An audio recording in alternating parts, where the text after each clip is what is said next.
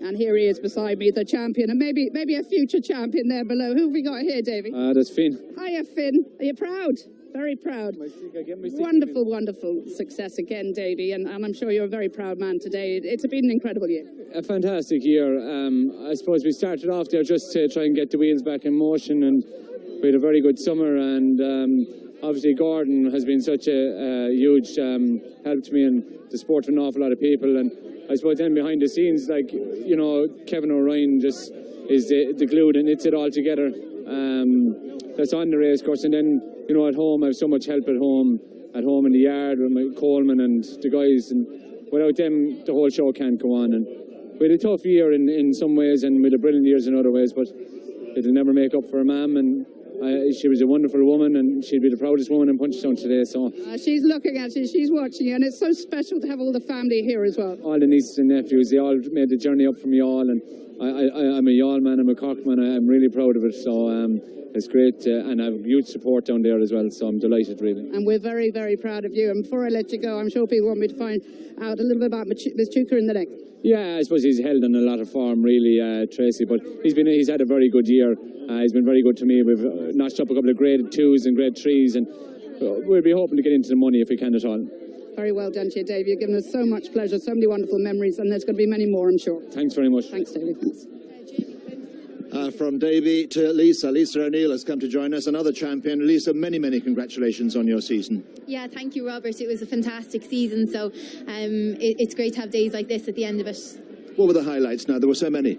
Yeah, absolutely. I suppose the second Kerry National was magnificent, but just to have the support from Gordon and Gigginstown alone made a massive impact on the season I had. So without them, I wouldn't be standing here today. Oh, it's remarkable. And guys, come in on this. I think she's absolutely fantastic. She's had a great season and lacks for nothing. She's a star, and she's not as sheer ability, because she's as brave as a lion. I see her getting a few right slaps off the ground there and back up again and riding some few old chancy ones. She's along with having a brain and being able to ride, she's guts to burn, hasn't she? Oh no, guts is right. Yeah. Tiger Roll in Cheltenham is my number one anyway, because he absolutely clattered fences out of it, and there was Lisa at the far side of it there, still hanging on. So no, very good and well deserved. Now it's well deserved. It's a great accolade to have. You're in Nina Carberry and Katie and all that. Look at your Lisa. How do you feel about their retirement? It's hard to believe that they've both retired, to be honest. There's a massive hole left in the ladies' changing room, and possibly, but who knows. But look, all that aside, it's going to be we're going to miss them a lot, and things won't be the same without them. They were inspiring, really, weren't they? Absolutely, and like throughout my whole career I looked up to them the whole time. They're great girls to have around the place. They'll pick you up when you're down, and they're there for you on the big days too. And look, we'll miss them, and there's no doubt about that. Lisa, you're wonderful. Many congratulations. Thoroughly deserved. Thank you. We'll move on to our next race, the second of our grade 1s, 4-year-olds this time, 7 runners for it. A fascinating race. And one of the key races, obviously, was the Triumph Hurdle from Cheltenham. Farclar won it, Mr. Adjudicator was second, and Stormy Island led at the last, virtually. So we'll just have a look at this now. This is... Here we go. This is the coming to it now. It's Mr. Adjudicator with the white cap on the start side, Farclar in the centre, and the mare Falls the last year, the mare is favoured. She ran very keen in Noel Feely's hands every step of the way, and she just emptied going to the last and had a tired fall. Farclar beat Mr. Adjudicator well enough at the death. He kept galloping away, and he was always holding him. But the camp-in W.P. Mullins, I think the mare is a very good mare. She was a long winner. She won her maiden hurl by 50 lengths. 58 lengths, 58 lengths at Ferryhouse. She just ran keen that day. If she settles around here today, she should be hard to What do you do to get an animal to settle? Well, the first thing is stop. You don't get him revved up. She just got revved up with it. Cheltenham is an easy place to get horses revved up, as Jamie tell you. You go out there through the crowd and down to start, and there's a bit more hype and buzz. Today is a quieter thing. She canter down, maybe pop off. If they leave her alone in front, she'll settle. It's just, if she doesn't settle before you jump off, you won't settle her in the race. They've got to be mentally settled before you jump off, don't they, Jim? Yeah, Cheltenham is very hard. A 2-mile start in Cheltenham, you have to canter up by the stands, up by the finishing post, and right back down again, all the way down to canter down. It's just, cantering by all the crowd, and she just got hyped up and she got buzzed, and she ran too free, and she got a dirty old form at the last. And people get revved up at Cheltenham. jockeys get revved up. The whole atmosphere of it. Some people take it in their stride like this man, and other fellas just gets them and they get tense. And when they get on another horse and he gets tense, and they can feel a jockey, they can feel everything. It just gets to them, gets to everybody. And Jamie, as a track, obviously one's left-handed, one's right-handed. They're quite different tracks as well. Oh, yeah, no, they are completely, yeah. Cheltenham is up and down, you're twisting and turning. It's not a nice place. You're on the turn a lot of the time. Yeah, when you're not travelling, Cheltenham is not a nice place to be now. It's fences come up quick at you. Whereas here, you can definitely get into more of it. It's a big, fine galloping track. Like the fences down the back are beautiful. You turn up there, you have 2 fences up the side, and then 2 turning in. It's a beautiful track to ride, and usually the best horse will win. Well, we can go and join Andy down at the start. I wonder, has Stormy Island, is she settled? Andy? Yeah, all runners have arrived down here at the start. They're just giving a look at the hurdle and getting their girth checked. Stormy Ireland did come down a little bit keen, but as Ted was saying, you know, you'd be trying to keep her calm. She did look very calm, just giving a little tug on the reins. So just see where she's up to. Yeah, she looks like she's going to be lined up very handy, as you'd expect. She's probably going to make the running. David Mullins having a look around, chatting to the other riders as to what they are going to do. So he'll be hoping that he can get her away in front on her own with nothing taking her on. So if another horse arrives up beside her, that'll rev her up and her going faster. David would much prefer to jump out and get a lead on his own, nothing taken on. So that's what I would imagine he would definitely try to do. But the others don't look as if they're going to leave him go too easily. Rachel Blackmore, we spoke to earlier, Sagloway has made the running also, and she's lined up there very handy. Davy Russell lined up handy with Machuca, and on the outside is Farkla. Farkla looked absolutely spectacular coming down. Beautiful mover and a beautiful looking horse, absolutely shining. And so going to be a competitive event, and I'm sure they're going to show a fierce gallop, and it will be a ferocious pace for Tony O'Hare to call home. Betting Farkla and Stormy Island, we're showing 5-2 each of 2, depending where you shop around on the rails here with Ladbrokes and all the way along with Dara Fitzpatrick. Stormy Island is 2-1, clear favourite. Late cash for Stormy Island. Farkla is 5-2. Mr. Adjudicator 3-1, and it's 8-1 Saglawi. Yeah, the front two locked together on the exchanges. They literally cannot split them. 11-4 each of 2, Stormy Island and Farkla. The fascinating one tightening up late, number 6 Saldier, 20-1 with bookmakers earlier today, showing 10 and 12-1 here in the ring on the betting exchanges. That move reflected 11-1 right now for exchange players. Saldier, number 6. Just looking at the body language, the horses walk around there, I'd say Davy Russell intends to be sitting pretty close to David Mullins all the way. He's not going to give her an easy lead. Machuca has plenty of gears. Farkla and the other Jigginstown colours, the grey, is going to drop back a bit. I would imagine, looking at him there, just reading the body language, Davy's not going to let her slip away too much anyway, is he? No, they'll probably want a nice good gallop for Farkla, so I'd say they'll keep the gallop good and honest now, in fairness. And they won't want her to get a freebie in front either. No, definitely not. You know, she seems nice and settled there now, in fairness, so it'll be interesting to see when they jump off. Yeah, there's a quality field, just 7 runners for it, but why? It's a cracking race, Robert, isn't it? Oh, they're proper. Yeah, there's a lot to love. I mean, the way Farkla came up the hill, he's going to take some beating, but... Yeah, and he's lightly raced too. That was only his 3rd run. Yeah. You know, you've got horses like Matushka in there who've got really good form, but, you know, they're not in the... Well, he's runner-up to Siglawi last time and ran in the Fred Winter before that, but they're good horses. Jukebox Jury is covering mares now this year as well in Ireland and Burgage Stud, so it'd be a nice little boost for those down in Burgage. Yeah, and he was a good tough racehorse himself. Mark Johnson trained him. He got plenty of racing and he stood it well and he never flinched and he can have a battle. Jimmy Fortune used to ride him, not Jimmy Fortune, Joe Fanning used to ride him there. He was a hardy horse. He ran in the Irish Ledger. Did he dead heat in it or something? I can't remember. It's a hardy horse now, that's what he was. He took plenty of flack and stood up to it well.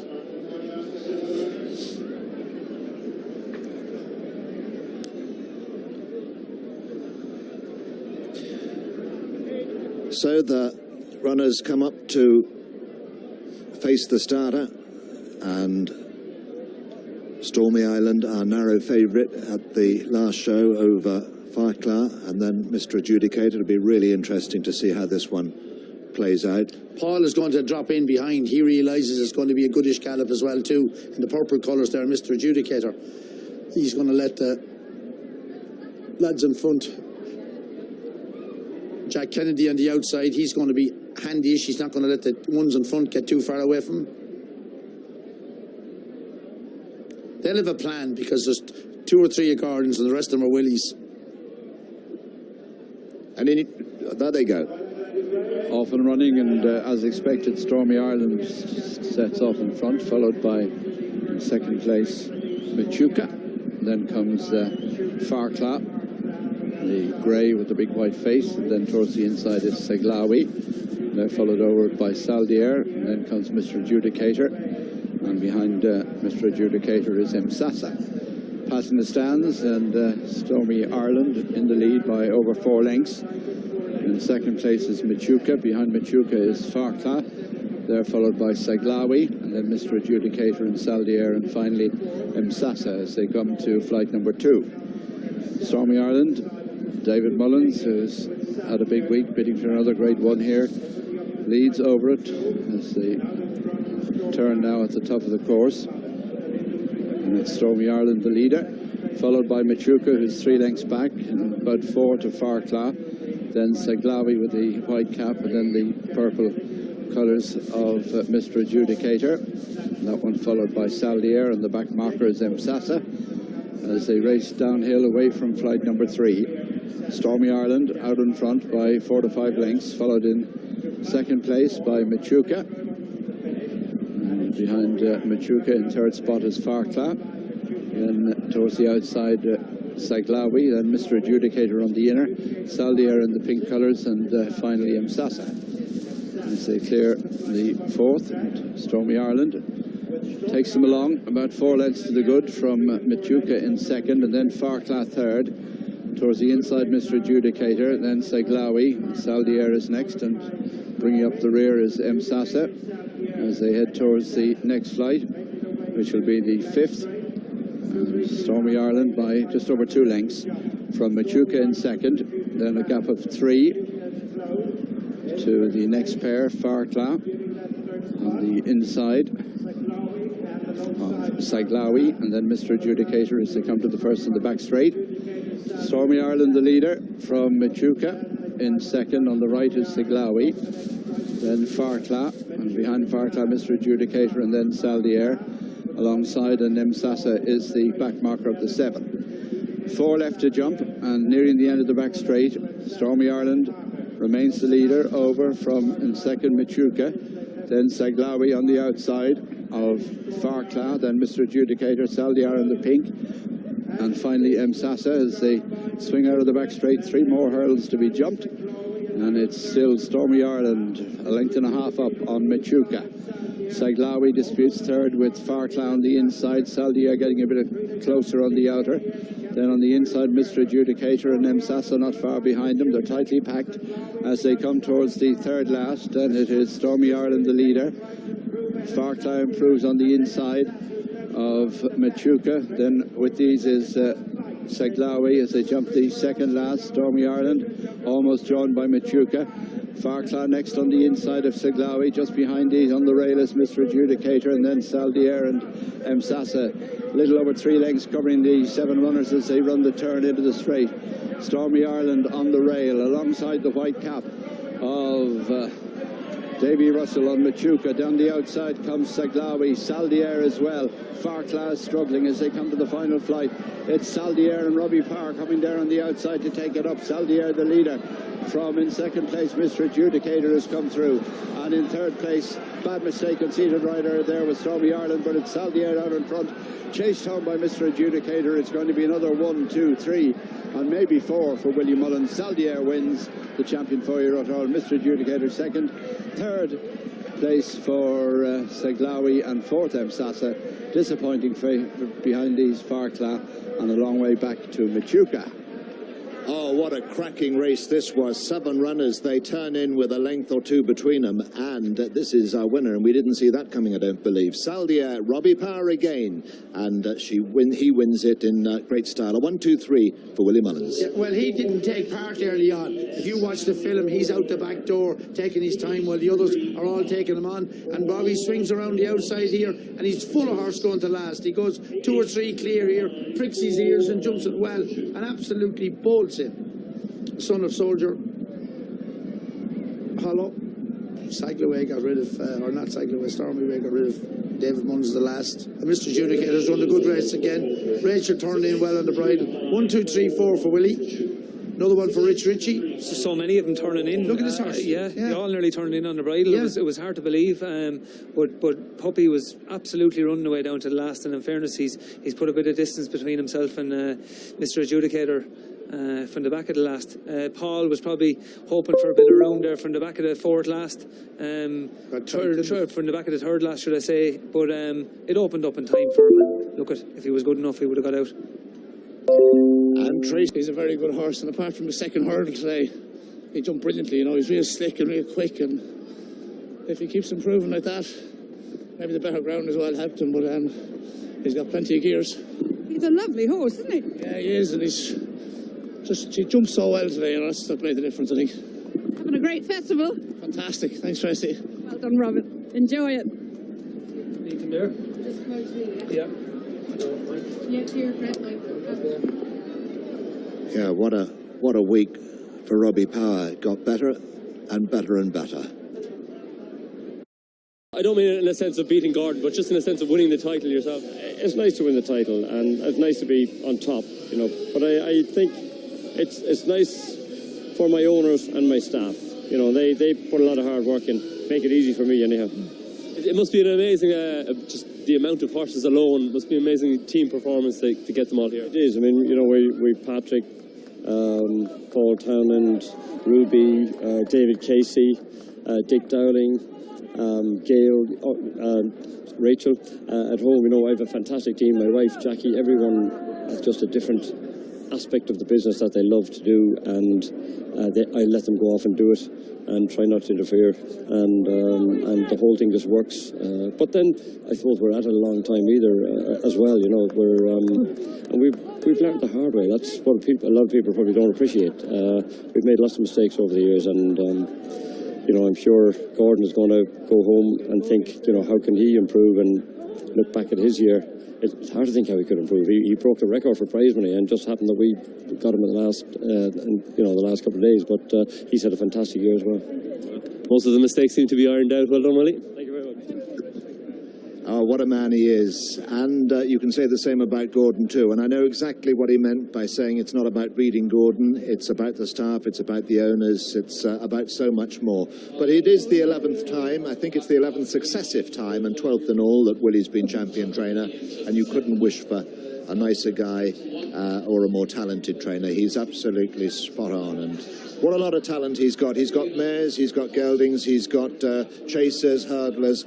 Ted, all bases are covered, aren't they? Yeah, and I mean, I'm a huge fan of Willie's. Known him all my life. I think he's an exceptional man, what he has done. He's got just a talent that very few people have. And Gordon the same way. But there's a lot of other fellas at good years. I mean, you've young Joseph O'Brien appearing on the scene now. Henry de Bromhead, Jesse Harrington, all them. They've all had great years as well too. Just these two lads have dominated so much. When we look at these two, I mean, Jigginstown have nailed their colours to the mast, you might say. They love steeplechasers. They're not into the hurdler so much. Obviously, a lot of horses of Gordon's are Jigginstown. Do you know, if Jigginstown concentrate a little bit more on hurdlers, then it's going to be more interesting in the future. Yeah, but they won't concentrate on hurdlers. No, they won't, I know. Everyone wants to chase them. I mean, everyone wants to win the Gold Cup. No one dreams about winning the champion hurdle. We'd like to win the champion hurdle. I'd like to win the champion hurdle. Yeah, but I'd love to win the Gold Cup if I had a choice. I know you would. Would you? Yeah, of course I would. Yeah, would you rather win the Gold Cup or... Yeah, you came close one year. Well, anyhow, but that's everyone wants to win the Gold Cup. I know you're saying.